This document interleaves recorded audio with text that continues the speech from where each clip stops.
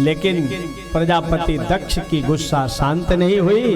उसने यज्ञ का आयोजन किया, सारे देवताओं को निमंत्रण दिया, सब देवियों को निमंत्रण दिया, लेकिन अपनी बिटिया सती को निमंत्रण नहीं दिया। शंकर जी से बदला लेने के लिए अपमान। अब क्या हुआ महाराज, सारे लोग कैलाश होकर के हरिद्वार में जाने लगे। एक तो उतर करके पूछ ही लिया, अरे सती तुमको निमंत्रण नहीं मिला क्या? तुम अभी अपने मायके नहीं गई हो? अरे तुम्हारे पिताजी यज्ञ का आयोजन कर। अब महाराज सती घबरा गई, अरे राम राम, इतना बड़ा उत्सव, इतना बड़ा समारोह और मुझे ही नहीं बुलाया गया। जाकर के पतिदेव से निवेदन करते चरण दबाने लगी। और चरण दबा रही है तो भोलेनाथ ने पूछ लिया, अरे देवी क्या बात है, आज बड़ा चरण दबा रही? सती जी कहती है, महाराज हम पतिव्रताओं का धर्म ही है पति की सेवा। भोलेनाथ कहते हैं, देवी आज कुछ ज्यादा ही पति सेवा कर रही। महाराज ऐसी कोई बात नहीं। नहीं नहीं, जो बात हो आप बताइए। नहीं कहा महाराज कुछ नहीं, बस एक सज्जन जा रहे थे अपने मार्ग विमान से और रुके, हमसे मिले तो उन्होंने हमसे चर्चा कर दिया। वही बात हमने सोचा आपको बता दो। बताओ बताओ देवी, जल्दी से बताओ। सती ने क्या कहा, प्रजापतेस्ते स्वसुरस्य सांप्रतम निर्यापितो यज्ञ महोत्सवः किल भयं च तत्रा भीषराम वामते यद्यर्थितामि विबुधा व्रजन्ति प्रजापतेस्ते स्वसुरस्य सांप्रतम। कहते हैं महाराज, आपको पता नहीं है क्या, आपके ससुराल में आपके ससुर जिन एक बार भी मायके का नाम नहीं ले रहे। और नहीं, माताएं जब अपने मायके की चर्चा करती है ना, थोड़ा अकड़ के बतिया, जानते नहीं मेरे मायके में ऐसा, मुझे ऐसा वैसा समझ रखा है, मेरे मायके में ये, मेरे पिताजी, मेरे भैया।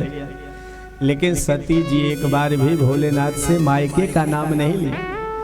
कहा महाराज, आपके ससुराल में आपके ससुर जी ने बहुत बड़े यज्ञ का आयोजन किया और सारे लोग जा रहे हैं महाराज। भगवान भोलेनाथ ने समझा दिया, देवी जी वहां जाना ठीक नहीं है। क्यों महाराज? तो वो पुरानी वर्षों पहले जो घटना घटी थी उसको आज सती ने बताया। आज सती को भगवान भोलेनाथ ने बता दिया। अभी जिद करने लगी तो वो पुरानी बात बता। ओहो, इसलिए आप शांत बैठे हुए हैं? हमें क्या पता था कि आप ससुर दामाद का झगड़ा चल रहा है। महाराज आप मुझे आदेश करो, मैं जाऊंगी, पिताजी को बताऊंगी और पिताजी को क्षमा मांगने के लिए मजबूर करूंगी। वो आएंगे, आपसे क्षमा याचना करेंगे और उसके बाद आपको भी यज्ञ में लिवा चले। भगवान ने सब कुछ बता दिया, देवी वहां आपका जाना ठीक नहीं। वैसे तो पिता के घर बिना निमंत्रण के भी जाया जा सकता है, लेकिन अगर वहां कोई विरोध माने, कोई बुरा माने तो ऐसी जगह पर नहीं जाना चाहिए। जहां जाइए और जाने के बाद कोई प्रसन्न न हो। आवत ही हर से नहीं नैनन नहीं सने, तुलसी तहाँ न जाइए चाहे कंचन वर्षत में। बहुत समझाया लेकिन सती जी बार बार निवेदन कर रही हैं। अंत में भगवान समाधिस्थ हो गए, ध्यान लगा लिए। सती जी आना जाना प्रारंभ किया। थोड़ी दूर गई फिर लौट आई, थोड़ी दूर गई फिर लौट आई। महाराज अंत में सती जी से नहीं रहा गया और भगवान को प्रणाम करके चली गई। भगवान ने पीछे से गणों को भेज दिया।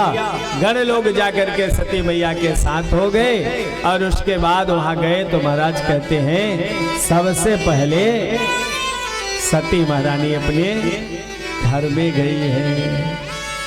सादर भले ही मिली एक माता, सादर भले ही मिली एक माता, भगिनी मिली बहुत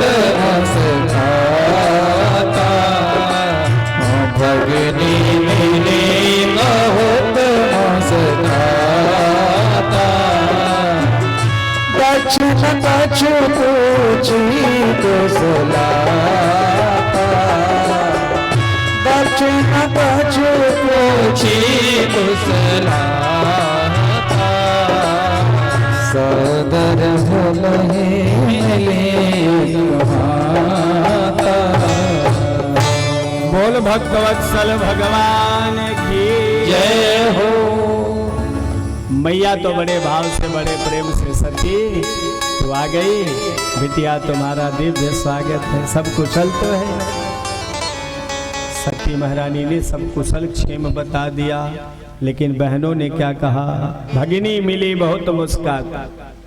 बहनाओं ने कहा अरे सती तू आ गई, अच्छा किया। पिताजी ने तुम्हारे यहाँ चिट्ठी पत्री नहीं भेजा तो क्या हुआ? तुम्हारा भी तो मायके पे अधिकार है। तू आ गई, अच्छा किया। अब महाराज सती ने किसी की बात का ध्यान नहीं दिया, सीधे यज्ञ स्थल पर गई।